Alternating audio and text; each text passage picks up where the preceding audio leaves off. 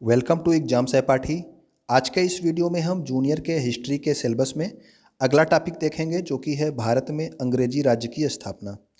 तो अंग्रेज लोग जो है अपनी व्यापारिक शक्तियां बढ़ाने लगे, बिना कर दिए व्यापार करने लगे और जो है अपने सैन्य शक्ति भी बढ़ाने लगे, किलेबंदी करने लगे। ये सब जो है बंगाल के नवाबों को पसंद नहीं आया। इसीलिए जो है क्या हुआ कि उन्होंने कर की मांग की और अंग्रेज़ों ने क्या किया, कर देने से मना कर दिया। ये सब कारणों की वजह से बंगाल में जो प्लासी का युद्ध हुआ था सिराजुद्दौला और अंग्रेज़ों के बीच में। तो आइए इसके बारे में जानते हैं। तो प्लासी का युद्ध कब हुआ था? तो 23 जून 1757 ईस्वी में। 1756 ईस्वी में क्या हुआ कि अली वर्दी खां की मृत्यु के बाद उसका पौत्र सिराजुद्दौला बंगाल का नवाब बनता है।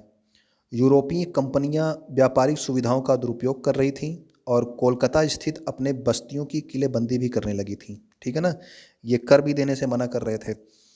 अतः बंगाल के नवाब सिराजुद्दौला ने अंग्रेजों के व्यापारिक कोठी फोर्ट विलियम पर आक्रमण करके कब्जा कर लिया।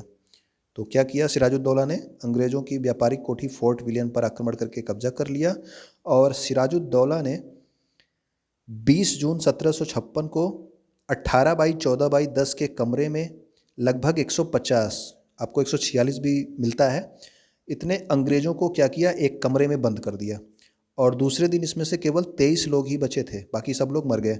ठीक, इसी घटना को जो है काल कोठरी कांड या फिर ब्लैक होल ट्रेजेडी के नाम से जाना जाता है। तो ब्लैक होल ट्रेजेडी आपका इस घटना को जाना जाता है जिसमें नवाब सिराजुद्दौला ने क्या किया कि 150, लगभग 150 अंग्रेज़ों को एक कमरे में बंद कर दिया था, जिसमें से सब लोग मर गए थे और जो 23 लोग केवल बचे। ठीक, तो इस घटना का समाचार जब चेन्नई या मद्रास पहुंचा तो जो क्लाइव था वो एक नौसैनिक बेड़े के साथ कोलकाता पहुंचा और क्लाइव ने 1756 में ही फोर्ट विलियम पर पुनः अधिकार कर लिया। तो क्लाइव जो है फिर से उस पर अधिकार कर लिया अपने फोर्ट विलियम किले पर। 9 फरवरी 1757 ईस्वी को सिराजुद्दौला और क्लाइव के मध्य अली नगर की संधि हुई। तो अली नगर की संधि इंपॉर्टेंट है आपका, 9 फरवरी 1757 ईस्वी, ये डेट भी इंपॉर्टेंट है तो आप याद रखेंगे। सिराजुद्दौला और क्लाइव के मध्य अली नगर की संधि हुई थी। इस संधि के अनुसार कंपनी को बंगाल, बिहार तथा उड़ीसा में बिना चुंगी दिए व्यापार करने का अधिकार प्राप्त हो गया। तो बंगाल, बिहार और उड़ीसा में बिना चुंगी दिए व्यापार करने का अधिकार अलीनगर की संधि के बाद प्राप्त हुआ। क्लाइव ने कूटनीति का सहारा लेते हुए क्या किया कि अब ये क्लाइव अपने राज्य को पूरे बंगाल में बढ़ाना चाहता था। ठीक है ना, वहाँ पे अब अंग्रेजी सत्ता स्थापित करना चाहता था, इसलिए इसने कूटनीति का सहारा लिया और सिराजुद्दौला के जो प्रमुख अधिकारी थे, मीर जाफ़र जो कि उसका सेनापति था, लतीफ़, अमीर चंद, राय दुर्लभ और जगत सेठ, ठीक है ना, ये जगत सेठ बंगाल का खजांची था, इन सबको क्या किया, अपनी तरफ मिला लिया। और 23 जून 1757 ईस्वी को प्लासी के युद्ध में क्लाइव ने सिराजुद्दौला को क्या किया, पराजित कर दिया। ठीक, और प्लासी जो है कहाँ पे है? तो प्लासी जो है ये आपका बंगाल में है, नदिया ज़िले में। ठीक है ना, और ये आपका देखिए कि मीर जाफ़र को अंग्रेज़ों ने उसके बाद क्या बनाया, बंगाल का नवाब। जो मीर जाफ़र इसका सिराजुद्दौला का सेनापति था, उसको जो है अंग्रेज़ों ने बंगाल का नवाब बना दिया। इस युद्ध में मीर मदान और मोहन लाल जो थे वो सिराजुद्दौला के साथ में लड़े थे और क्लाइव के साथ में कौन लड़ा था? तो वाटसन। वाटसन कौन था? तो वाटसन था जल सेना का अध्यक्ष। ठीक है ना, और जो प्लासी का युद्ध हुआ था उस समय बंगाल का जो गवर्नर था वो था रोजर ड्रेक और क्लाइव जो है वो थल सेना का अध्यक्ष था और वाटसन जल सेना का अध्यक्ष था। ठीक ना, तो अब आप देखेंगे कि सिराजुद्दौला की हत्या किसने की? तो सिराजुद्दौला की हत्या मुर्शिदाबाद में मीर जाफ़र के पुत्र मीर मीरन के कहने पर मोहम्मद अली बेग ने किया था। तो आपको अगर ये पूछता है कि हत्या किसने करवाई थी, तो मीर जाफ़र के पुत्र मीर मीरन ने करवाई थी और किसने किया था? तो ये भी आपका मोहम्मद अली बेग ने किया था। ठीक है ना, प्लासी के युद्ध के समय मुग़ल बादशाह कौन था? तो प्लासी का जब युद्ध हुआ था तो उस समय जो मुग़ल बादशाह था वो था आलमगीर द्वितीय। ठीक, तो ये आप याद रखेंगे क्योंकि बक्सर के समय दूसरा कोई था। ठीक है ना, तो प्लासी के समय मुग़ल बादशाह था आलमगीर द्वितीय। अब देखते हैं बक्सर का युद्ध। बक्सर का युद्ध होता है 1764 में, 22 अक्टूबर 1764 में। प्लासी का युद्ध 1757 में हुआ था, याद है ना। प्लासी के युद्ध के बाद क्लाइव ने मीर जाफ़र को गद्दी पर बैठाया। ठीक है, मीर जाफ़र ने धोखेबाजी की थी सिराजुद्दौला से, उसको गद्दी पर बैठा दिया। अतः क्लाइव को क्या बोला जाता है, किंग मेकर की संज्ञा दी जाती है, और मीर जाफर को बोला जाता है क्लाइव का गधा। ठीक है ना। और 1760 ईस्वी में क्या किया कि मीर जाफर इसको जो है फिर से अंग्रेज़ों को टैक्स नहीं दे पाया, तो इस वजह से मीर जाफर के स्थान पर अंग्रेज़ों ने उसके दामाद मीर कासिम को गद्दी पर बैठा दिया। अब देखिए 1757 में मीर जाफर को बैठाया था, फिर उसके बाद उतार के 1760 में उसके दामाद को मीर कासिम को गद्दी पर बैठा दिया गया। अब मीर कासिम था जो है, मीर कासिम ने गद्दी पर बैठते ही वर्धमान, मिदनापुर और चटगांव के जो जिले थे वो अंग्रेज़ों को दे दिए।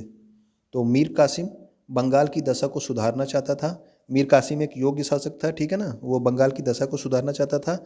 उसने मुंगेर में क्या किया, तोड़दार बंदूकों और तोपों को बनाने का कारखाना स्थापित करवाया। कहाँ पे, मुंगेर में बंदूकों और तोपों का कारखाना स्थापित कराया। सैन्य क्षमता को बढ़ाने के लिए उसने सैनिक प्रशिक्षण के लिए यूरोपीय अधिकारियों को भी नियुक्त किया था। उसने समरू नामक, ये नाम याद रखना, समरू नामक एक जर्मन को भी अपना सेनापति नियुक्त किया। किसने, मीर कासिम ने। ठीक है ना। और क्या किया, अंग्रेजों के व्यापार पर प्रतिबंध लगाने का साहस भी किया।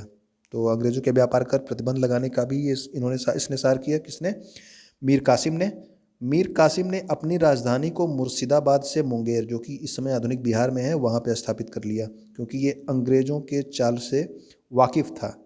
और ये अपने आप को बचाने के लिए क्या किया, मुर्शिदाबाद से जो है अपनी राजधानी मुंगेर पे स्थानांतरित की। ये आप याद रखेंगे, मीर कासिम ने जो है अपनी राजधानी मुर्शिदाबाद से मुंगेर स्थानांतरित की थी।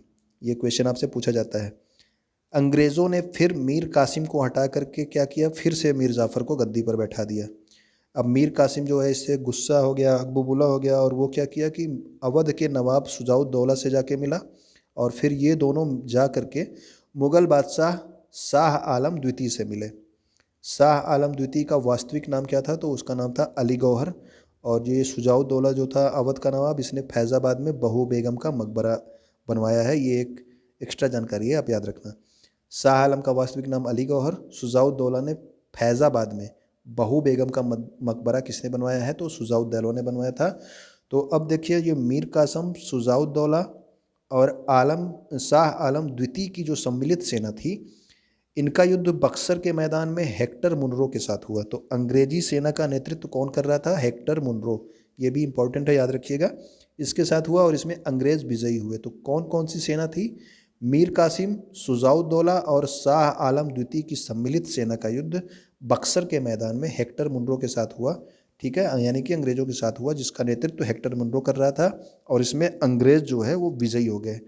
बक्सर के युद्ध के बाद क्लाइव जो है वो ब्रिटिश गवर्नर बनकर भारत आया, और उसने इलाहाबाद की दो संधियाँ की। ये इलाहाबाद की दोनों संधियाँ इंपॉर्टेंट हैं, इनका डेट भी इंपॉर्टेंट है, आप इसको डेट वाइज याद रखेंगे। ठीक, तो इलाहाबाद की जो प्रथम संधि हुई थी, और ये किसने किया था, क्लाइव ने किया था। ठीक है ना। क्लाइव 1757 में युद्ध हुआ था, प्लासी का युद्ध। उसके बाद वो यहाँ से चला गया था, फिर गवर्नर बन के वापस आया था 1765 में। मुगल बादशाह शाह आलम द्वितीय से क्या किया, बंगाल, बिहार और उड़ीसा की दीवानी छीन ली गई। यानी कि मुगल बादशाह के अधिकार क्षेत्र से इसको जो है ले लिया गया। और मुगल बादशाह को 26 लाख की वार्षिक पेंशन अंग्रेज़ों ने देना स्वीकार किया कि आपको जो है 26 लाख की वार्षिक पेंशन दी जाएगी। और इनसे, मुगल बादशाह से बंगाल, बिहार और उड़ीसा की दीवानी छीन ली गई। ये प्रथम संधि थी इलाहाबाद की, जो कि 12 अगस्त 1765 ईस्वी में होता है। डायरेक्ट आपसे डेट पूछा जाता है, तो डेट आपको जरूर याद रहना चाहिए। दोनों का 4 दिन का अंतर है। ठीक है ना। इलाहाबाद की प्रथम संधि 12 अगस्त 1765, इलाहाबाद की द्वितीय संधि कब होती है, तो 16 अगस्त 1765 होता है। तो प्रथम जो संधि थी वो शाह आलम से हुआ था, बंगाल, बिहार और उड़ीसा की दीवानी छीन ली गई, और मुगल बादशाह को 26 लाख की पेंशन देना अंग्रेजों ने स्वीकार किया। और जो द्वितीय संधि हुई थी उसमें क्या किया कि अवध के जो नवाब थे शुजाउद्दौला, उनसे जो है इलाहाबाद और कड़ा का क्षेत्र छीन करके मुगल बादशाह शाह आलम द्वितीय को दे दिया गया। ठीक है ना। उनसे भी 3 क्षेत्र छीन के अंग्रेजों ने अपने अपने कब्जे में कर लिया था, अपने अधिकार क्षेत्र में।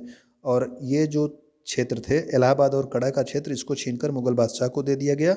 और नवाब ने कंपनी को 50 लाख रुपए युद्ध हर्जाने के रूप में दिए। तो 26 लाख वार्षिक पेंशन शाह आलम द्वितीय को देने का अंग्रेजों ने वादा किया था, और 50 लाख रुपए शुजाउद्दौला से इन्होंने युद्ध हर्जाने के रूप में ले लिए।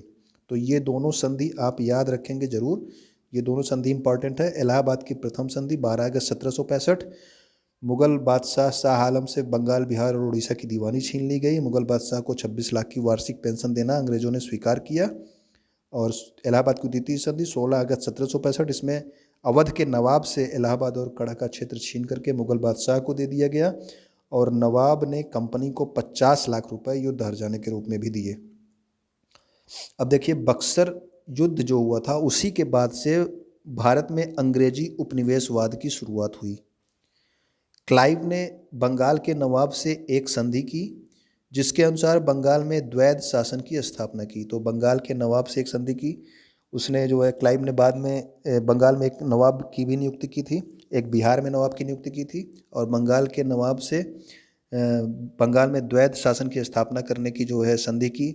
इसके अंतर्गत प्रशासन का जो दायित्व था वो नवाब के कंधों पर डाला गया, लेकिन राजस्व वसूली का जो अधिकार था वो कंपनी ने अपने हाथों में ले लिया।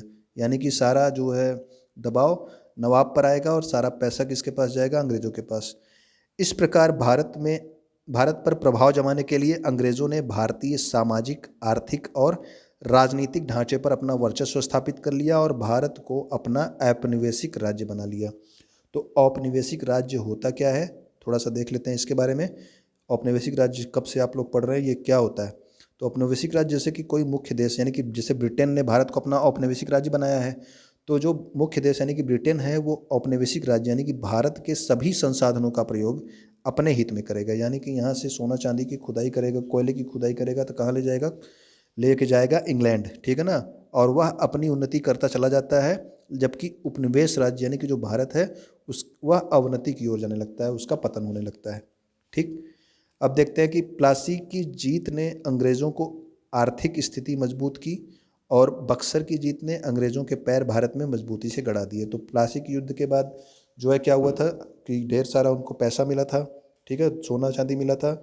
और बक्सर के युद्ध के बाद क्या हुआ कि ये पूरा का पूरा अधिकार अपने हाथों में ले लिए और उसके बाद ये खुद ही जो है पूरे शासन में हस्तक्षेप करने लगे और अपना शासन चलाने लगे। ये दो टर्म है, इसको आप ध्यान रखना, फरमान और दस्तक, क्योंकि इसमें थोड़ा सा अंतर है कि मुग़ल बादशाह द्वारा दिए गए आदेश को फरमान कहते थे और ये जो दस्तक होता था, ये दस्तक जो है कंपनी जारी करती थी, ठीक है ना। अब देखिए इसमें क्या है कि फरमान मुग़ल बादशाह द्वारा जारी किए गए आदेश होते थे, इन पर शाही मोहर लगी होती थी। इसके द्वारा जो है ये आदेश जारी करते थे कि आप इन क्षेत्रों में व्यापार कर सकते हो, यहाँ जो है आप कोई भी अपने व्यापार क्षेत्र में कोई कंपनी स्थापित कर सकते हो, ये सब फरमान देते थे मुग़ल बादशाह।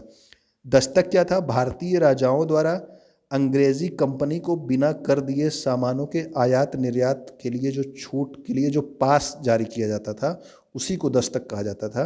यानी कि ये भारतीय राजाओं को अंग्रेजी सरकार जो है जारी करती थी, ठीक है ना, कि भारतीय राजा जो हैं वो बिना कर दिए अपने सामानों का आयात निर्यात कर सकते थे।